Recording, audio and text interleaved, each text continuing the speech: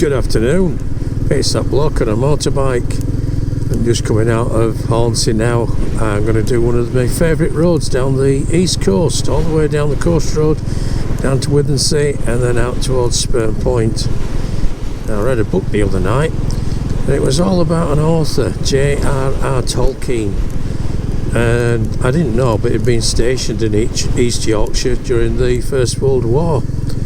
And there's a lot of places that I've gone past and been to and stayed at, actually. And turns out that he was there as well, just during the First World War. So I thought, well, let's go for a ride. I like the road. Never read any of his books. I've watched a couple of the films about the Hobbit and Lord of the Rings, but I got absolutely fascinated just reading the book. So let's have a ride down the coast and see how many places we can find where he was stationed. So we're just coming up to one of them now. We can't go in now because it's a private development, but on here, just sneaking a little bit. So where all these caravans and chalets are now, this was Ralston Camp. It opened in 1907, I believe it was, as a rifle range for the Rifle Range Company based in Hull. And then in the First World War it became a training camp, a Fusilier Rifles training camp. And this is one of the places where he came to. So back in those days there would be the ranges and then huts, probably not spread out like these are, but all regimented. And I can remember as a kid coming down here and the huts were still there. So bought by Hull City Council and then sold to a developer, and they made these out of it. I think as well it might have been where they filmed parts of a series in the 70s called South Riding. But this was Ralston Camp. So let's go see what else we can find, shall we? Years ago when I used to come down here when we'd be camping, I used to love coming up here and having a go around these bends. You don't have to go quick to make them interesting. Look at that. And you can just get a little bit of speed up. We've got another one. So village of Ralston just on right hand side. The Ralston Camp was back there.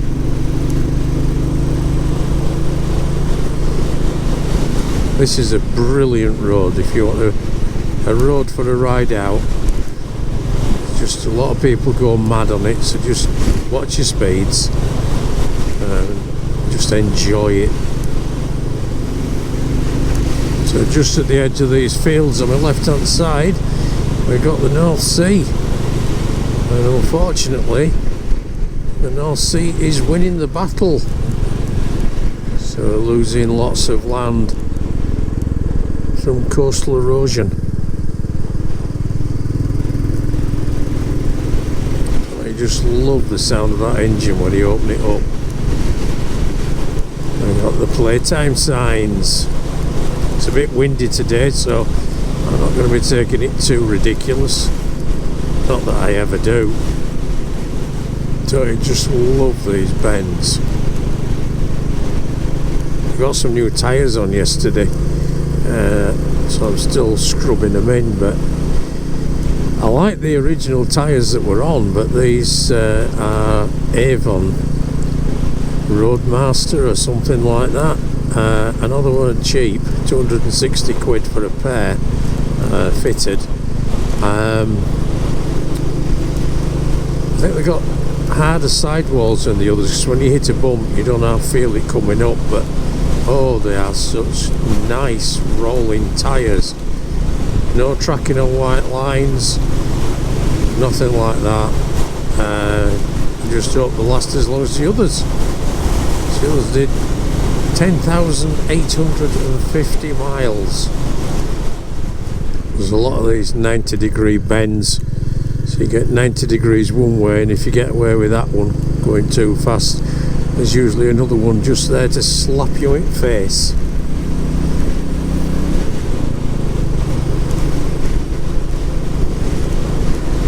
Well, looks like he's not happy with the speed I'm doing.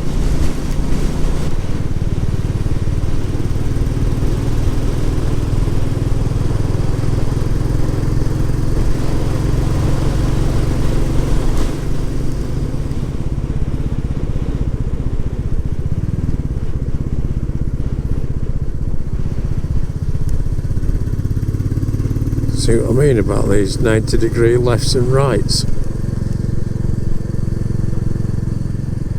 No, you can tell that's a tight bend when you're coming into it, even before you see the chevron boards. Look at this. This is biker heaven. Get over. That's what you got to watch for though. Idiots coming the other way. You're coming way too hot and then finish up coming over your part of the road.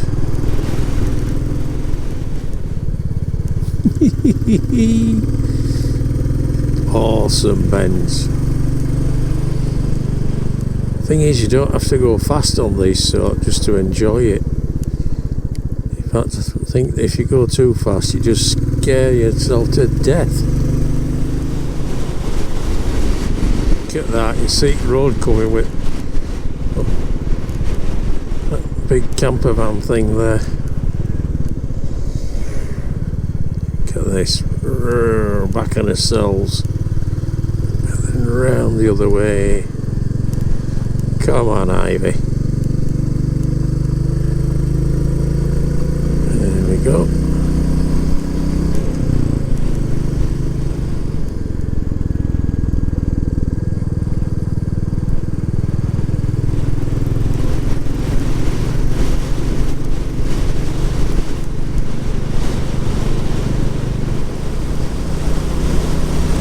Just keeping a good check behind me because I got a car following. And then there's a bike behind that. Don't know whether this bike's going to have a go for the overtake on him and then me. The last thing I want is a big engine thing coming through.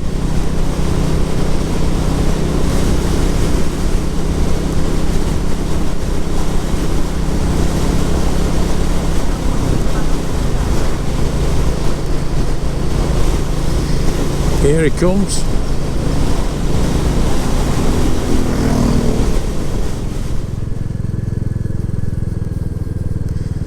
So this is the village of Tunstall. What we're going to be doing here is we're going to have a look up this road, which is called Seaside Lane. Follow the road for about 0.9 miles. Now you used to be able to go down here and along the sea front, but there has been a lot of coastal erosion and the road has disappeared, so we'll just see how far we can go. But there was a observation post here where at one point it was stationed. There's remnants of bits of warfare all over here. There's in the middle of that field, there's a just stop then you can see it. In the middle of this field here, just over towards that side, can you see that over there? That's a pillbox, but that'll be from World War II. And then a chain of them all the way down the coast. So let's see just how far we can get.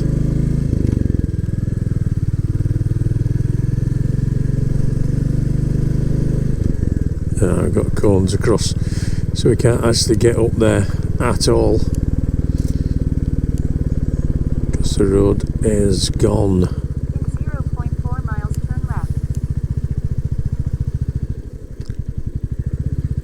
You can see there, do not proceed. I don't intend getting stuck, so we'll turn round there.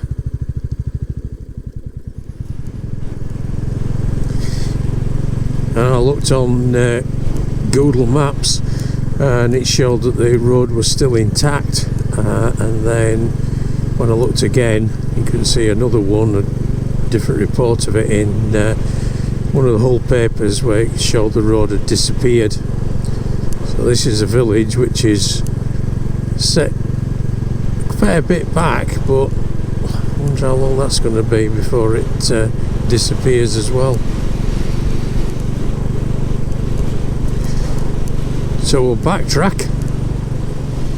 Tell you what, on a day like this, these windmills, that wind farm would be making some electric.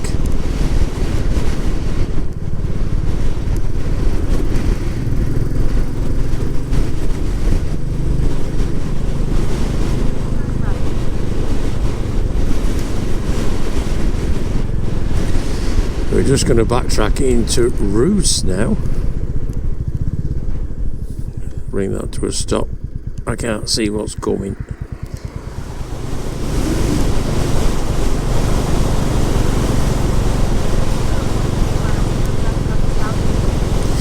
So we're just coming into the village now of Roos.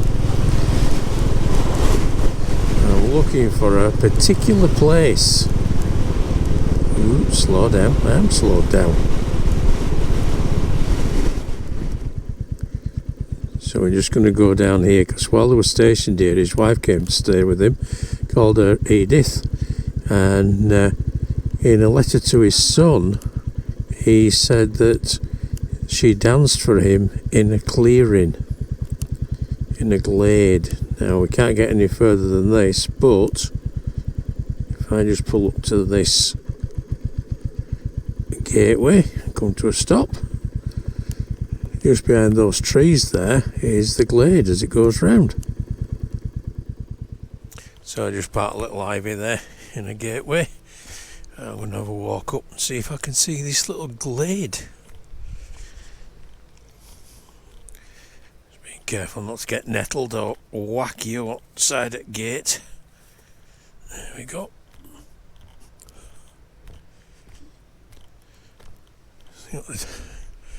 Back of the church there.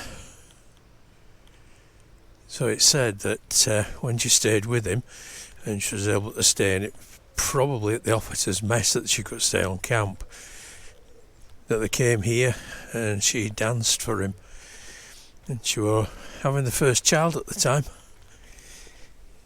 and it influenced part of his writings. And so when I picked this book up, I just could not put it down. It said that she danced and the hemlocks were out, so we can still see the hemlocks there. So there's a little wooded glade. Let's go see if we can find it. So it looks like there will be the glade in the trees.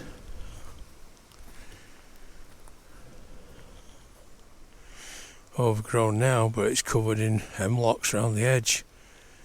So that looks like the place. Below the Tolkien's names on their graves are the names of the characters of Beren and Luthien. In the Middle-earth legends, Luthien was the most beautiful of all the children of Ilúvatar, and forsook her immortality for her love of the mortal warrior Beren. After Beren was captured by the force of the Dark Lord Morgoth, Luthien rode to his rescue upon a talking wolf-hound Huan. Ultimately, when Beren was slain in battle against the demonic wolf, Luthien, like Orpheus, approached the Valhar gods and persuaded them to restore her beloved to life. Shortly after Edith's death, Tolkien wrote the following in a letter to their son Christopher. I never called Edith Luthien, but she was the source of the story that in time became the chief part of the Silmarillion. It was first conceived in a small woodland glade filled with hemlocks at Roos in Yorkshire, where I was for a brief time in command of an outpost of the Humber garrison in 1917, and she was able to live with me for a while. In those days her hair was raven, her skin clear, her eyes brighter than you have seen them, and she could sing and dance. But the story has gone crooked, and I am left, and I cannot plead before the inexorable Mandos. So, to him, she was Luthien, he was Baron. When they met, she gave up everything that she had, changed her religion, and gave up everything to be with him. And now he'd lost her, but he cannot go plead for her to be brought back to life. So Tolkien, Baron, had lost Edith, his Luthien. It says that it's a place called Garth Wood, which is the most likely location where it happened. Right, let's go back to the bike, see if I can get back there without getting nettled there. So I just come out of Dale Garth there, out of the church, and got those beautiful green rolling hills. It's not so difficult to imagine, is it, that they could be the Shires from the films and the books. And this area with lots of small hamlets and villagers. When he was here in World War One, a lot of them didn't even have roads between them. Certainly not metal roads, would all be like this is. Just a cinder track. So let's go to the next bit, which is one of those blinking you miss it moments. It's not too difficult to imagine hobbits running about there, is it? They might be on that bus coming in. So our next location is just up here on the left hand side.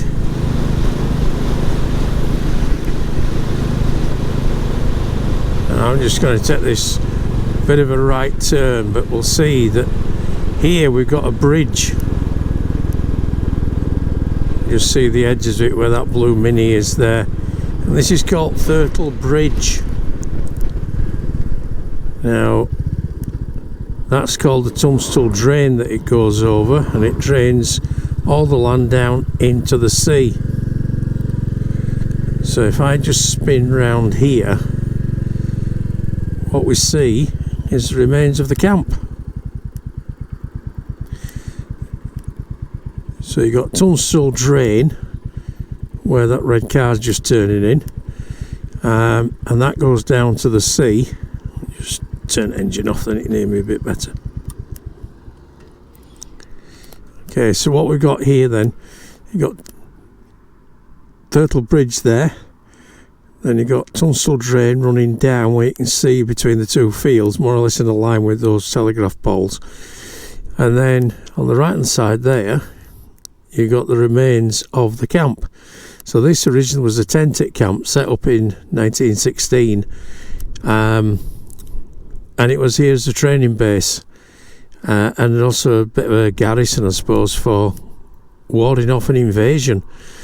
So where we can see that conservatory on the house on the right hand side, the end part of that at this side of it is part of the original officers' mess.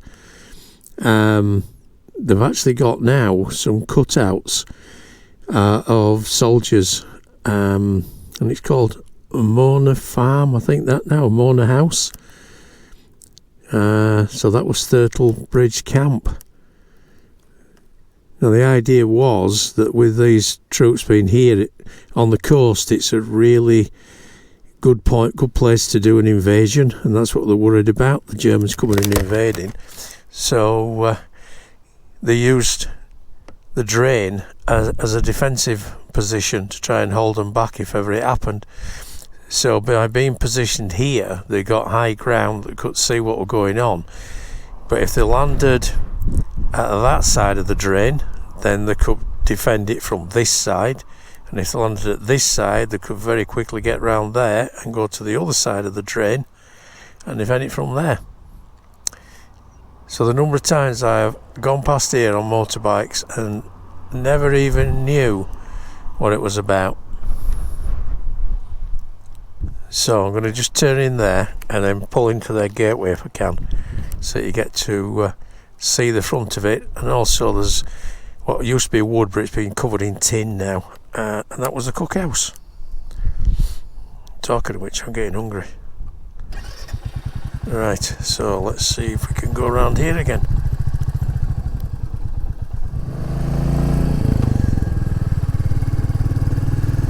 There we go. Turtle Dean, the first one. And then Mona House. Just pause there, they'll be wondering what's going on. But yeah, then that's the remnants of the cookhouse up there. And if I can spin round without falling off, there we've got Mona House, which used to be the officers' mess. Right, more bends down through Withernsea. We'll go to the next place. I'm just going to enjoy these bends, really.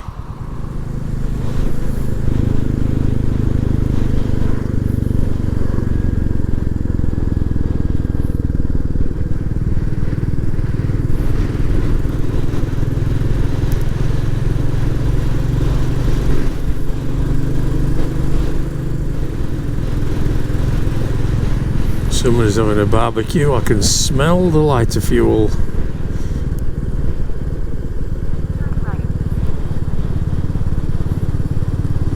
Obviously somebody didn't make it there. Let's see, just off outside. Old windmill just on my left. Follow the road for about 1.3 miles. So we're coming in now to Withernsea. So when Edith came down to stay with him, or to see him when he was stationed in this area, one of the places she stayed was in Withernsea, and it is there. See that? The Lifeboat Cafe. That's where she stayed.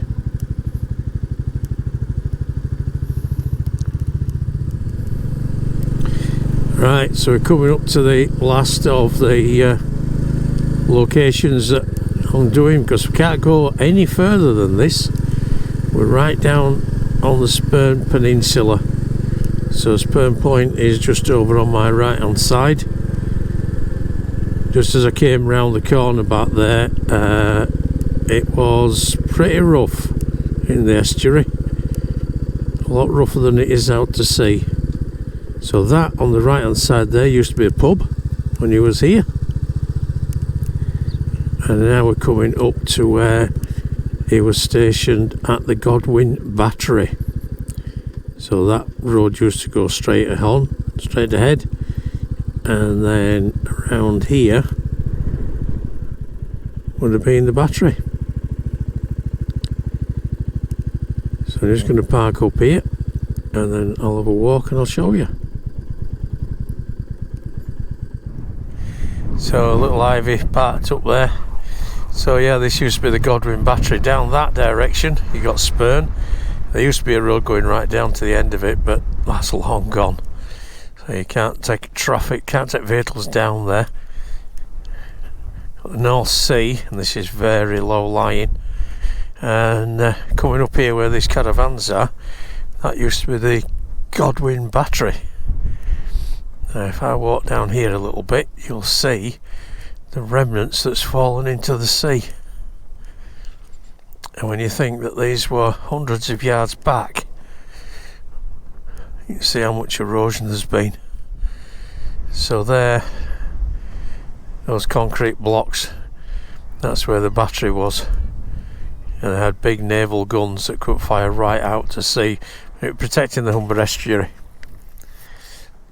And also protecting against invasion. This will be where the road came. The road came up here, and you see it no longer goes anywhere.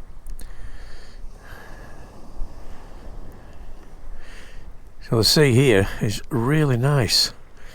Coming round, I came round past to get here, just came round, and there's all the Humber estuary, and my god, that is blowing a gale. I don't like large bodies of water, that's really close to me, and I must admit that freaked me out a little bit. If there were a different way to go back, I would do. Not sure if that building just at the end of those chalets there is actually part of the battery that's remaining. Not sure, but that's definitely where it was. Right, I'm going to make my way back now. So that goes all the way down there to Spurn Point. You can see where it's all eroded away. But a railway ran down there as well, which brought the munitions up and down to the garrison down at Spurn. Right, I'm going to go brave that. Oh, can you see it? Lighthouse? Just off in the distance down there, you got the lighthouse. As you go around corner to go back, there's another pub there, and that's still usable, still open. I was intending to stop for a coffee because the last time we were here it was pancake flat. There's no way I'm staying for a coffee there. So right, let me get back on Ivy and we'll go a bit further. So this is where I need every little bit of concentration. I can feel my insides going already because I do not like large bodies of water, and as you can see it's bloody windy and there's a lot of turbulence on that water. That's the Humber estuary, and we can see as we go around here how rough that water is. That's running down towards Hull down there. I would not want to live in one of those. Just knowing that water's on my left side now is a bit daunting. So I just come out of Batterington heading towards Hull. So why was JRR Tolkien over in East Yorkshire in the First World War? Well, when he enlisted, he was commissioned as a lieutenant in the Lancashire Fusiliers, I believe it was, and sent to France. There he contracted trench fever, and that's a horrible thing that is transmitted by lice from one person to another. It's still quite prevalent in homeless communities. So what the symptoms are is a high fever, joint pain, general tiredness, flu-like symptoms, and it can be absolutely debilitating. And in the case of Tolkien, that's exactly what it was. So he was sent back to UK, back to England, and went to hospital. And in the hospital, if that wasn't bad enough of a trench fever, he contracted gastritis, which is an inflammation of the gastric tract. So you can imagine what that was doing to him. And he was deemed unfit for work, unfit to serve. So they moved him to a camp up at the rifle range where we started off, just outside Hornsea. And then he kept having recurring bouts, and he spent time in Hull, which was the hospital, the main field type hospital there. Spent about time in the hospital, and then he'd be sent back onto duties, but he never got 100% fit, so hence he spent his time in this area.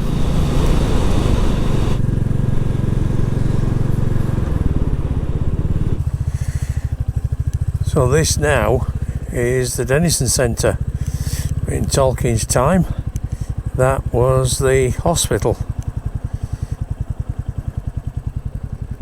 In there, and if I just pull up there, you can see the blue plaque on the wall telling us all about it. So that was the hospital that he stayed in, and he was sent there a few times while they were in East Yorkshire. So as we head back then, was Tolkien influenced by what he saw in East Yorkshire while he was stationed there? Well, one thing's for sure, we definitely know that he was influenced by his wife dancing for him in Dalegarth. Anything else is just pure conjecture, I suppose, and speculation. That's a big word, isn't it? Conjecture. Can't even say it now. The other thing that we know is that his brother was also a writer, Hilary, and he, after the war, married and went to live somewhere down south, and they had some children, and he had a dog. The dog had got 2 names. When the dog was good, he was called Bilbo, and when he was bad, he was called Baggins. Hence we get Bilbo Baggins. So lots of things influenced him. I've had a good ride. It's starting to absolutely slot it down now, and I haven't got any waterproofs with me. That wind's getting really strong as well. So thanks for coming with me on this ride out down the East Coast. If you're a subscriber, thank you very much, I really do appreciate it. If not, if you could consider it, because it does help the channel, give it a like, leave me a comment, share it with somebody. If you're on your bikes and you're out there, take it steady, keep the shiny side up and the rubber side down, and I will see you out on the road. So bye for now, folks. Bye.